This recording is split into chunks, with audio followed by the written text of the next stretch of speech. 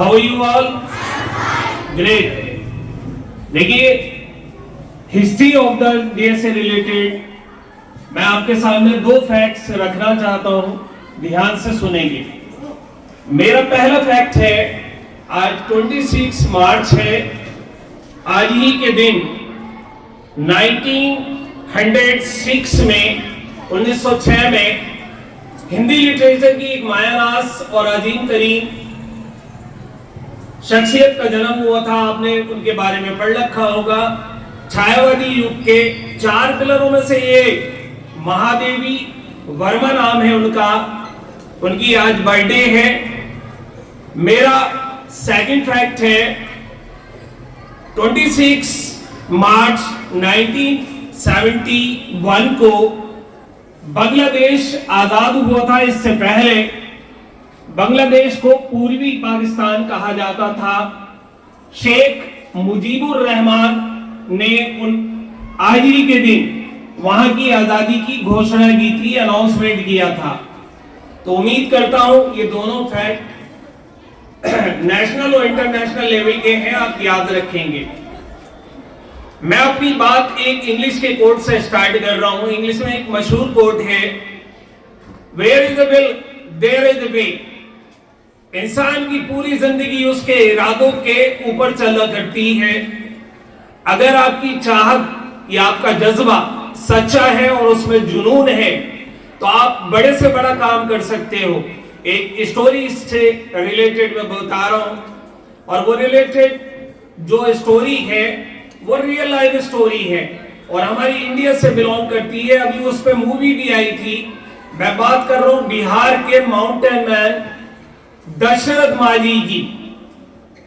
कैसे एक गरीब इंसान अगर इरादा कर ले, कोई फैसिलिटी अवेलेबल नहीं है, लेकिन जज्बा सच्चा है तो वो सब कुछ कर सकता है। वो पहाड़ को भी अपने रास्ते से हटा सकता है। कैसे हैं? शानदार, जबरदस्त, जिंदाबाद।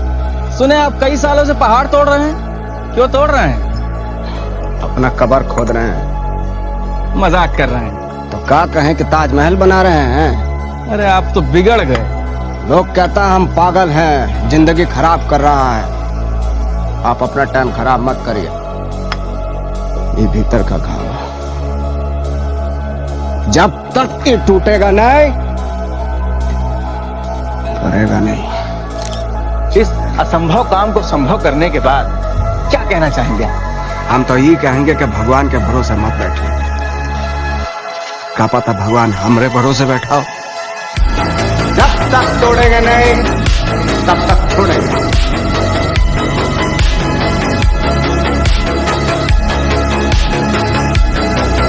दशरथ माझी जो मेरी स्टोरी के हीरो हैं, बिहार के गया जिले में गहलोर गांव है और बहुत बैकवर्ड गांव था। 1934 को वहां पर एक गरीब परिवार में दशरथ माझी का जन्म होता है। कोई फैसिलिटी नहीं है वहां पर, कोई फैसिलिटी। इवन वहां की लेडीज उस 300 फीट के पहाड़ को पार करके पानी लेने जाया करती थी, सर पर मटका रखकर। तो दशरथ माझी की वाइफ, जिनका नाम फाल्गुनी देवी था, वो एक एक्सीडेंट में जब वो जा रही थी पहाड़ क्रॉस करके पानी लेने के लिए, घर की जरूरत के लिए, उनका पैर फिसला, वो गिरी। दशरथ माझी ने बहुत बड़ा सदमा अचानक फेस किया। उसके बाद उन्होंने तय किया कि ये जो मैं फेस कर रहा हूं, ये जो मैंने सदमा एक्सीडेंटली फेस कुछ हो, बहुत सारे उन्होंने चक्कर लगाया ऑफिसेस के, सरकारी कार्यालयों के, लेकिन किसी ने उनकी बात पर सुनवाई नहीं की।